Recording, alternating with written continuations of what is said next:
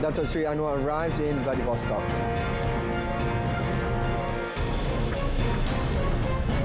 Donald Trump to plead not guilty to revised indictment charges.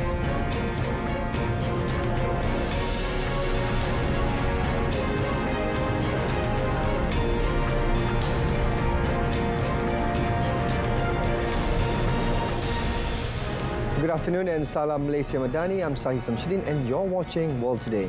Prime Minister Dato' Sri Anwar Ibrahim has arrived in Vladivostok for a two-day working visit to the largest seaport city in Russia's Far East region.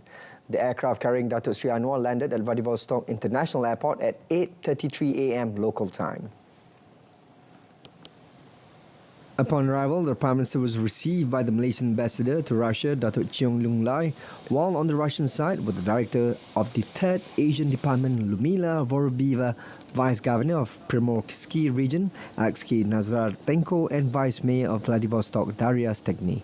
Dato' Sri Anwar, who is also Finance Minister, will attend the 9th Eastern Economic Forum, which runs from 3rd to 6th September. He will address the plenary session of the forum on 5th September. The highlight of the visit will be the bilateral meeting with Russian President Vladimir Putin, during which Anwar is expected to reiterate Malaysia's interest in joining the BRICS intergovernmental organization, as Russia is currently holding BRICS chairmanship. Gaza's Al-Shifa Hospital reopened its emergency department after months of closure following Israeli attacks. Al-Shifa, the largest medical facility in the Gaza Strip, was raided in March this year by Israeli forces, claiming that Hamas was using the site to host a military command center. The Freedom Fighter Group denies the allegation. The Israeli military operation on the hospital lasted 2 weeks, leaving the hospital's emergency department, the surgical building, and the maternity ward building severely damaged. Over the past few months, health officials in the Gaza Strip has transformed the former outpatient building of Al-Shifa Hospital into an emergency department with a total of nearly 70 beds, including about 50 intensive care beds.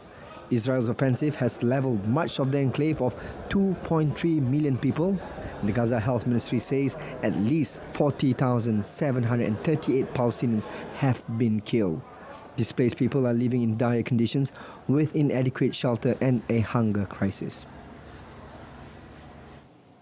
Former United States President Donald Trump said in a court filing on Tuesday that he would plead not guilty to criminal charges in a revised indictment, accusing him of attempting to overturn his 2020 election defeat.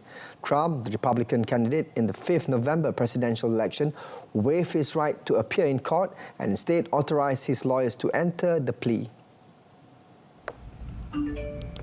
The revised indictment obtained last week by special counsel Jack Smith includes the same 4 charges prosecutors brought against Trump last year. He was accused of attempting to defraud the United States, obstruct congressional certification of the election, and deprive voters of their right to a fair vote.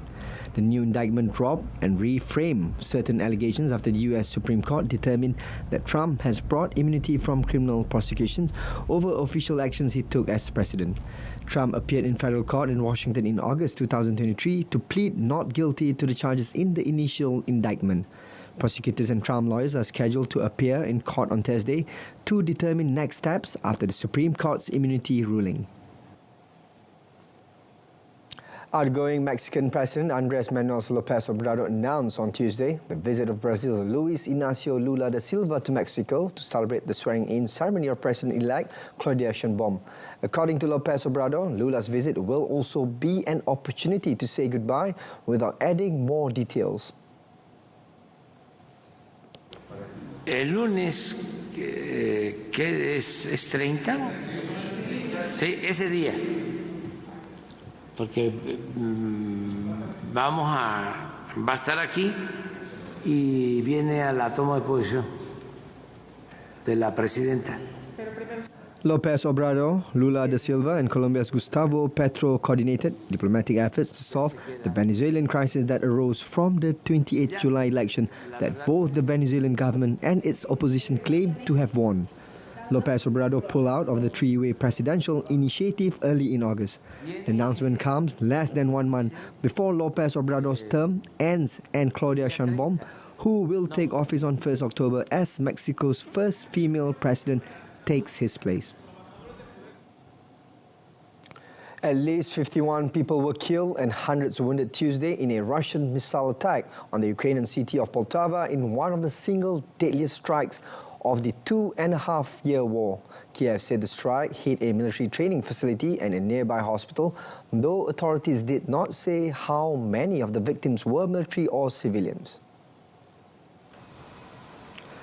The strike took place in the morning in Poltava, a city with a pre-war population of around 300,000 people. 2 Russian ballistic missiles hit the hospital and educational institution, partially destroying one of the buildings. The strike triggered anger on Ukrainian social media after unconfirmed reports said it had targeted an outdoor military ceremony. Many blamed reckless behavior from officials who allowed the event to take place despite the threat of Russian attacks. Ukrainian President Volodymyr Zelensky said he had ordered a full and prompt investigation into all the circumstances. U.S. National Security Council spokesman John Kirby said the attack was another horrific reminder of Russian President Vladimir Putin's brutality, adding that the United States would send more military aid to Kiev in the coming weeks. At least 12 migrants died off the northern French coast on Tuesday trying to cross the Channel to England, the deadliest such disaster this year. Announcing the death toll on X, formerly Twitter, French Interior Minister Gérald Darmanin also said that 2 migrants were still missing. Several were injured after their boat carrying dozens ran into trouble off Wimereux, a town some 5 kilometers from Boulogne-sur-Mer on the French coast. Crew on a French government-operated ship, the Mink, were the first to become aware of the emergency and to respond. French Navy helicopters, fishing boats and military vessels were mobilized for the operation. A source close to the investigation said the dead included 3 minors. According to the Boulogne-sur-Mer prosecutor, Rolette Libras, the migrants who died were mostly from Eritrea, as 10 of them were female and 2 males. It was the deadliest such disaster this year, which has already seen 25 people die in migrant crossings, up from 12 in 2023. The French and British governments have for years sought to stop the flow of migrants who pay smugglers thousands of euros per head for the passage to England from France aboard small boats.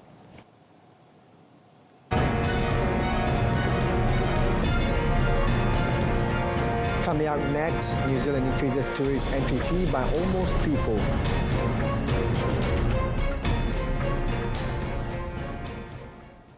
Truck drivers in Bogota blocked several roads on Tuesday in one of several protests across the country against what workers see as excessive price hike in diesel. Starting Monday, a strike of truckers has been taking place in Bogota due to the recent price increase of 1,904 Colombian pesos, equivalent to 46 cents per gallon of diesel. The Finance Minister, Ricardo Bonilla Gonzalez, shared in a video statement on Tuesday that the increase was necessary as it was an inefficient subsidy to the Colombian economy, and added that the diesel price had been frozen since January 2020. El precio del diésel está congelado desde el 1 de enero del 2020. Llevamos 56 meses con precio congelado. Hemos cerrado la brecha de la gasolina. Nos queda por cerrar la brecha del diésel. Este es un subsidio ineficiente para la economía colombiana que genera un enorme déficit fiscal y no contribuye al saneamiento de las finanzas públicas. The National Police stated on Tuesday that there are 81 public demonstrations in the country, of which 29 are permanent blockades. With this increase, a gallon of diesel will reach an average of 11,360 pesos or $2.73 in the 13 main cities of the country. At least 81 people died and several were missing after an attack by suspected Boko Haram militants in Nigeria's northeastern Yobe state. Abdul Karim Dungus, a Yobe State Police spokesman, said around 150 suspected Boko Haram militants armed with rifles and RPGs attacked Mafa Ward on more than 50 motorcycles on Sunday. Dungus said it appeared to be a revenge attack for the killing of 2 Boko Haram militants by vigilantes from the village. Bulama Jalaluddin, a local official, added from these figures, it has been established that at least 81 people were killed in the attack. 15 bodies had already been buried by the relations by the time soldiers reached Mafa for the evacuation of the corpses. In addition to this, some unspecified number of dead victims from nearby villages who were caught up in the attack were taken and buried by the kinsmen before the arrival of the soldiers. Boko Haram and other militant groups have waged a 15-year insurgency in northeast Nigeria that has killed more than 40,000 people. New Zealand will nearly triple entry fees for tourists. This has spurred criticism from the key tourism sector that the higher levy will deter visitors. The government said in a statement it would increase the international visitor and conservation and tourism fees beginning October 1st to 100 New Zealand dollars from 35 New Zealand dollars. The 35 New Zealand dollars fee was introduced in July 2019, but this was not sufficient to cover the costs associated with so many visitors. The government said the fee was competitive and it was confident New Zealand would continue to be seen as an attractive visitor destination. However, New Zealand Airport's Chief Executive Billy Moore and Ecozip Adventures Managing Director Gavin Oliver said the higher fee could discourage tourists, especially as the sector, once New Zealand's biggest export earner, is still struggling to recover from strict border closures implemented during the COVID-19 pandemic. The New Zealand government has also recently increased the cost of visitor visas, and there is a proposal to increase charges on regional airports. The United States Department of Justice has sent a subpoena to Nvidia as it deepens its probe into the AI heavyweights' antitrust practices. The antitrust watchdog had previously delivered questionnaires and has now sent legally binding requests to Nvidia, adding that other companies had also received subpoenas. Officials are concerned that the chip maker is making it harder to switch to other suppliers and penalizes buyers that do not exclusively use its artificial intelligence chips. Last month, the information reported the Department of Justice had launched an investigation into the company after complaints from competitors that it had abused its market dominance. The subpoena comes at a delicate time for AI-related companies as investors recalibrate expectations around the technology amid worries about slow payoff from hefty investment in it. The company said last week it has received requests for the information from regulators in the US and South Korea regarding its investment, partnerships, and agreements with other companies. It has also received inquiries from the EU, UK, and China.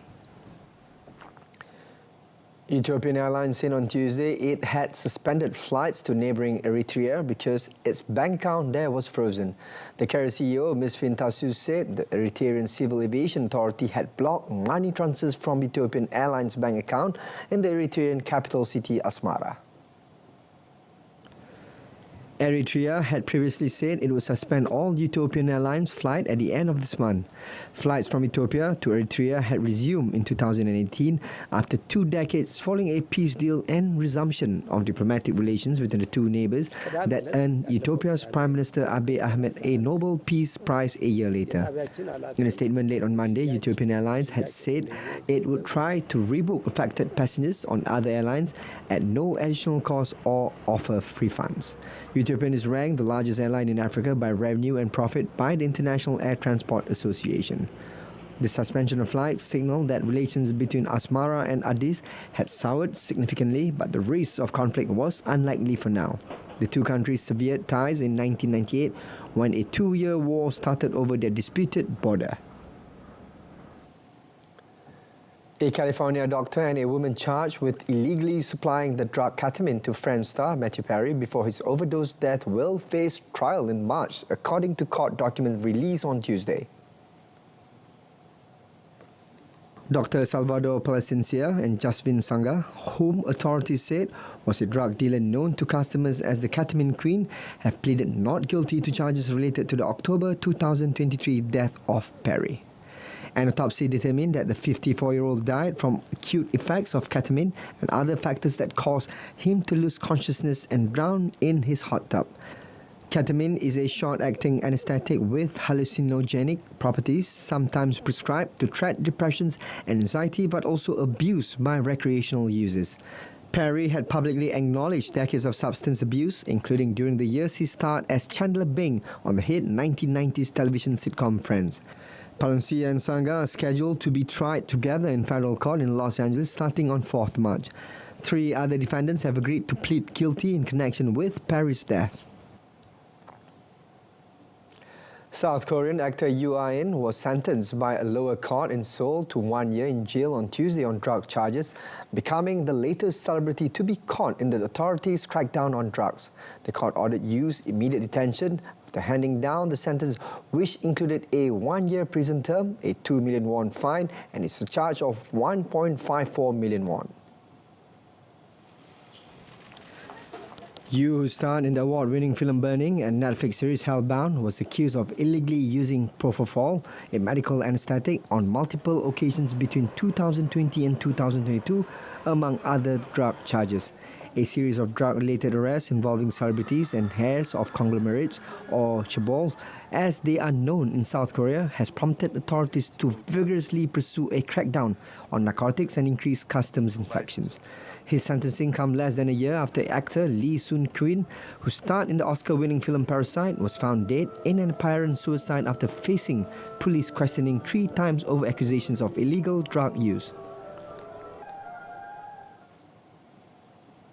Uganda's main opposition leader, Bobi Wine, who has emerged as the most formidable opponent of veteran President Yoweri Museveni, was shot in the leg by security agents in a northern suburb of the capital, Kampala, on Tuesday. Wine, a pop star turned politician whose real name is Robert Kyagulanyi, finished runner-up in the 2021 presidential election behind Museveni, who has ruled the East African country for nearly 4 decades. Wine's party, the National Unity Platform, said in a post on the X social media platform, formerly Twitter, that security operatives have made an attempt on his life. It was also stated in the post that he was shot in the leg and seriously injured. The police said officers had attempted to block Wine and his team from marching down a road, resulting in an altercation where Wine sustained injuries. An investigation would be conducted to clarify the facts. Police officers on site claim he stumbled while getting into his vehicle, causing the injury, whereas Wine and his team assert that he was shot. So while the court ordered the police to...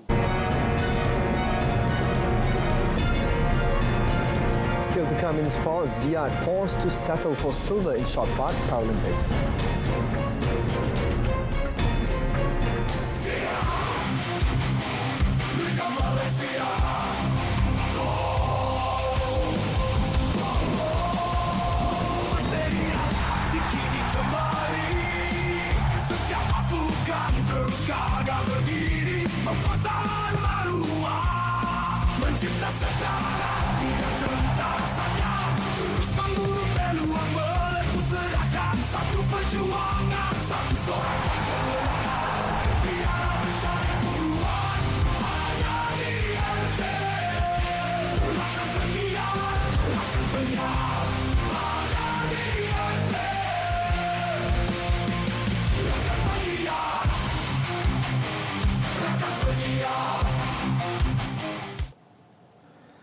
The aspirations of the country's top athlete Mohammad Zia Zulkifli to clinch the men's F20 shot put gold, intellectual disability, was dashed as he had to settle for silver medal at the Paris 2024 Paralympic Games.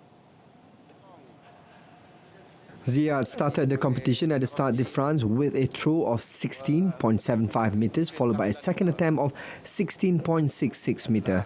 He then secured his best attempt with a throw of 17.18 meter, which is good for a silver, and ended the competition with a throw of 16.86 meter. Ukraine's Alexander Yarovi pulled off a surprise when he not only won gold but broke the world record twice. He cleared a distance of 17.60 meter on his third attempt to raise his teammates' world record, defending champion Maxim Koval, which was 17.57 meters set during the 2023 World Para Athletics Championship in Paris. Minutes later, the 25-year-old athlete then surpassed his own world record that only lasted a few minutes with a throw of 17.61 meter on the fourth attempt, thus snatching the goal. Koval's performance today seemed to be lacking when his throws were red flagged 4 times and had to settle for a bronze medal through his best attempt in the second throw with a distance of 16.99 meters. Still in Paris, the National Bokia camp rose again through the duo of Abdul Razak Abdurrahman and Noor Askuzaimi Matsalim when they beat Ukrainian pair Artem Kolinko and Natalia Konenko in the Group A action for BC4 category. In the action at the South Paris Arena 1, Abdul Razak and Noor Askuzaimi fought back in the second end to claim a slim 5-4 victory. According to Abdul Razak, they will continue to give their best in Paris. Game tadi pun kita orang buat yang terbaik saja. Kita orang tak nak fikir banyak sangat sebab pihak lawan kami pun berpengalaman banyak kejohanan mereka pergi. Jadi kami pun tak sangka boleh menang. Alhamdulillah. According to the tournament format, only top sport duo will move on to the quarter-final stage.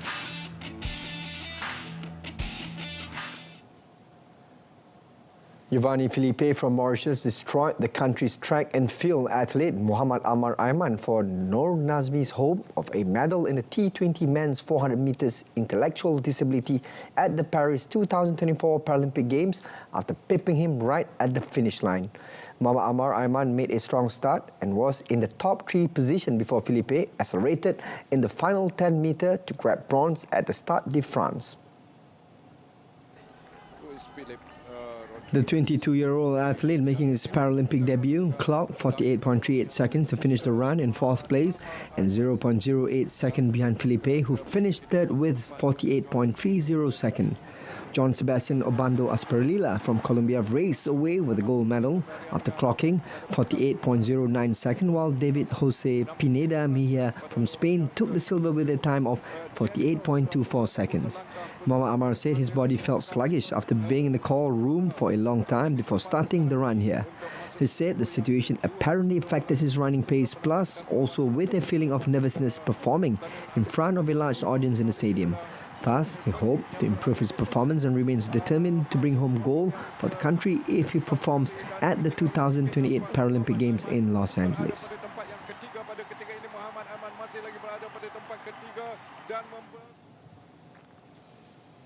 Ahead of the Merdeka's tournament's kick-off tonight, the credibility of Harimau Malaya's new coach, Pau Marti Vicente, will be the main focus in their meeting with the Philippines tonight at Bukit Jalil National Stadium. At the same time, Vicente wants his men to give their all in their hunt for glory. We only can control what happens inside the field, and this is what the players will try to put their best, to play best game as possible, to give their 100%, and hopefully we can get a result. Another match will see Lebanon will go head-to-head with defending champions Tajikistan. The winners of these two matches will square off for the trophy on Monday. As for Tajikistan, the Merdeka tournament serves as an important platform ahead of their 2027 Asia Cup qualifying match scheduled for next month. And for the players, of course, especially for new players, they will recognize what is the high-level play, high-level football.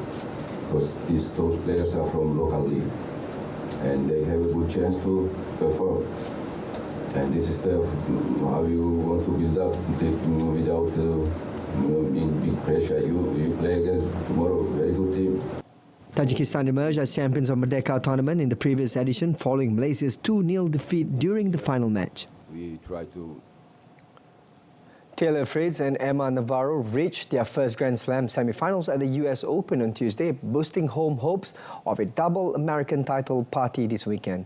The 12-seeded Fritz won a big hitting battle against 4-seeded 2023 runner-up Alexander Zverev of Germany 7-6, 3-6, 6-4, 7-6. Fritz saw 3 set points come and go in the opener before sweeping through the tie-break. Zverev registered the first break of the match in the 8th game of the second set on his way to levelling the quarterfinal. The two men exchanged early breaks in the third set until Zverev's serve let him down in the 10th game. Fritz got into the rallies and converted a 5th set point to go ahead in the tie for the second time. Zverev saved 2 break points in the 6th game of the 4th set, but once Fritz had won a lung-busting 24-shot rally in the tiebreaker, he had the momentum for victory. Zverev's defeat means world number 1 Jannik Sinner is the only top 4 player left in the draw following the shock early exits of Novak Djokovic and Carlos Alcaraz.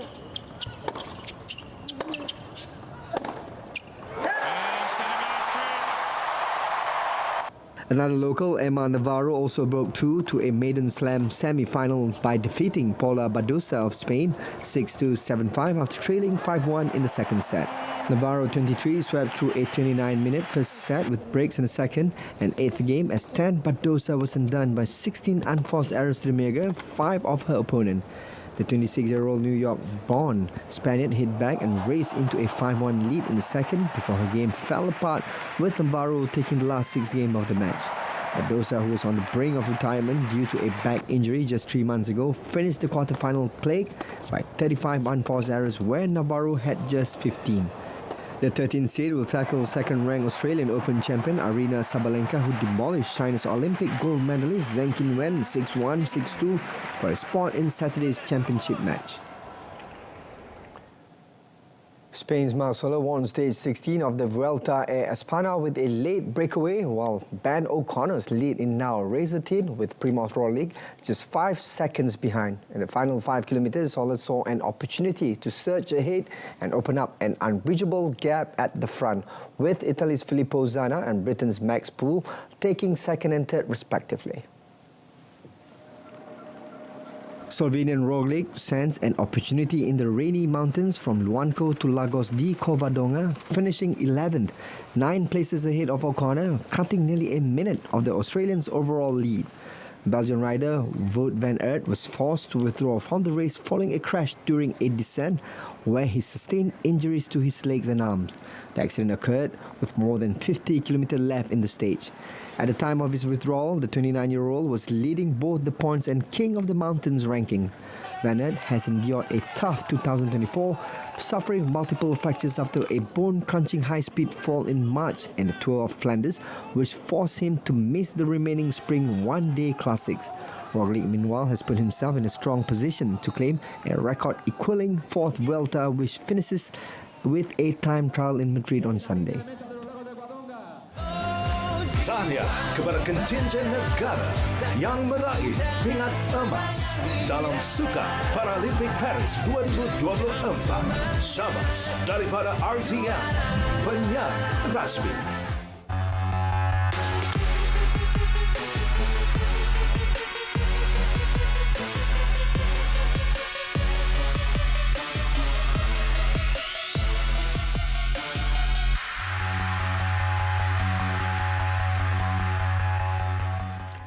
That wraps up this edition of World Today. In our top story, Dr. Sri Arnold arrived in Vladivostok. Join us again tonight at 8:30 p.m. on saluran Berita RTM and TV1 for more news updates. You can also stream us online through RTM's Click app. Till then, I'm SAHIH Samsudin, Malaysia Madani, Jiwa Merdeka. Goodbye for now.